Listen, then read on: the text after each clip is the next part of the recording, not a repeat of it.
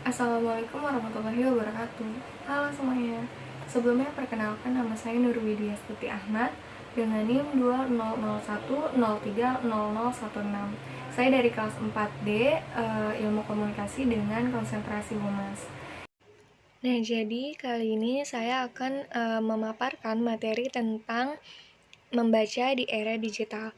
Nah, bagaimana sih tantangannya? Berikut adalah penjelasannya. Tantangan membaca di era digital. Nah, era digital sekarang ini secara tidak sadar mengubah kegiatan kita yang biasa kita kenal sebagai membaca. Nah, tidak hanya itu, era digital juga mengubah pengertian membaca, cara orang membaca, dan materi atau bahan bacaannya.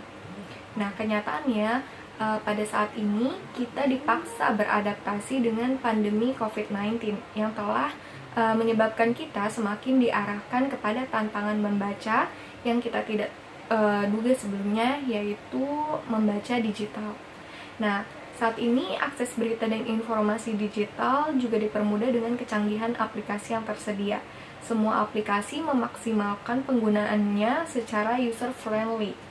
Nah, kemudian kemudahan akses berita dan informasi juga dibarengi dengan teknologi canggih bernama sosial media dan online chatting. Hal ini menjadi salah satu penyebab rendahnya minat membaca, karena orang lebih sering menghabiskan waktunya untuk mengobrol lewat ponsel dibanding menghabiskan waktu untuk membaca. Nah, lalu apa aja sih tantangan yang kita hadapi, tantangan membaca yang kita hadapi di era digital ini? Nah, yang pertama adalah kemampuan untuk fokus.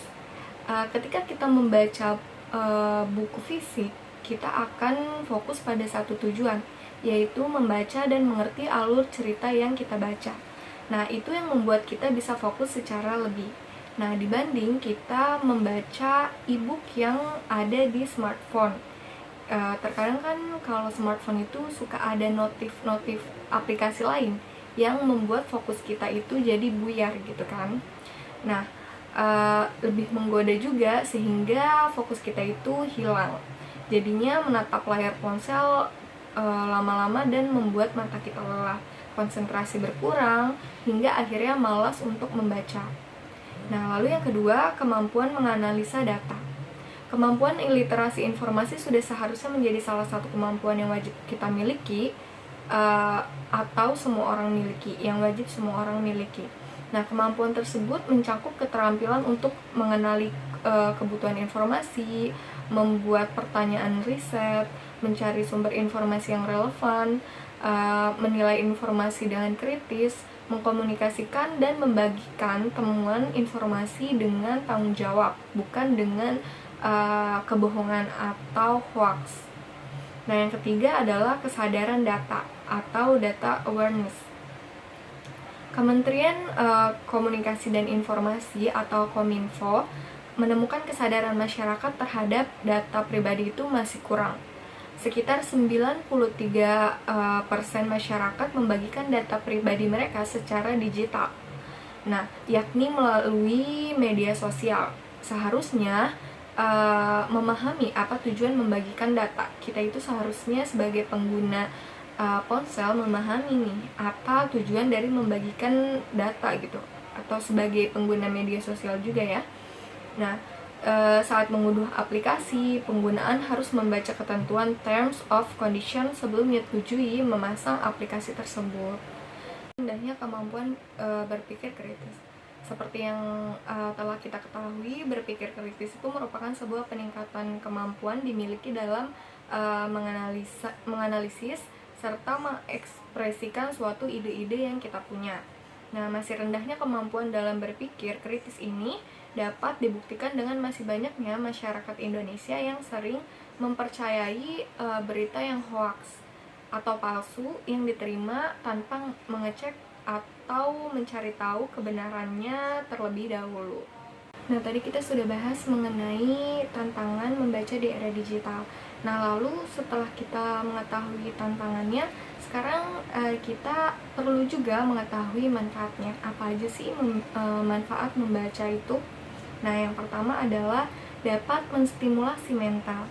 Nah, otak itu merupakan salah satu organ tubuh juga yang memerlukan latihan agar tetap kuat dan sehat seperti organ tubuh kita yang lainnya juga. Nah, dengan membaca dapat menjaga otak kita biar tetap aktif sehingga dapat melakukan fungsinya secara baik dan benar. Nah, beberapa penelitian bahkan menunjukkan bahwa dengan membaca kita itu dapat merangsang mental, bahkan dapat mencegah penyakit yang dinamakan Alzheimer atau anemia. Nah, yang kedua itu mengurangi stres. Nah, setelah seharian kita melakukan rutinitas yang cukup melelahkan, nggak jarang nih dapat memicu timbulnya stres. Nah, dengan melakukan kegiatan membaca yang bisa kita lakukan selama beberapa menit dapat membantu menekankan perkembangan hormon stres seperti hormon kortisol. Nah, dengan membaca dapat membuat pikiran kita itu lebih santai sehingga hal tersebut dapat membantu menurunkan tingkat kestresan hingga 67%. Nah, yang ketiga, manfaat membaca itu adalah menambah wawasan dan pengetahuan. Dengan membaca buku dapat mengisi kepala kita tentang berbagai macam informasi baru yang selama ini kita belum ketahui. Nah, kemungkinan besar hal tersebut dapat berguna bagi kita nantinya.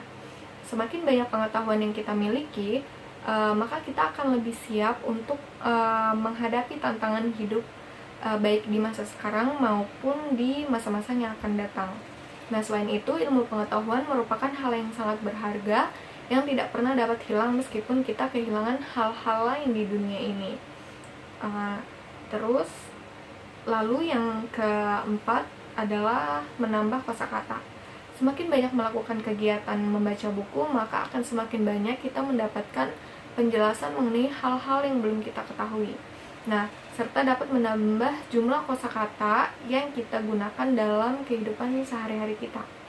Nah, hal tersebut tentu saja membantu bagi kita untuk mengartikulasikan, membantu menyampaikan pendapat dengan bahasa yang lugas, serta dapat menambah rasa percaya diri pada saat berbicara dengan orang lain. Nah, yang kelima, meningkatkan kualitas memori.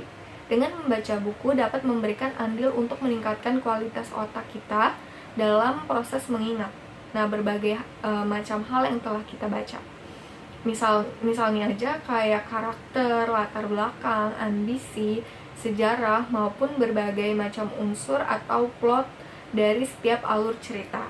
Nah, setiap memori dapat membantu untuk menempa jalur otak serta memperkuatnya.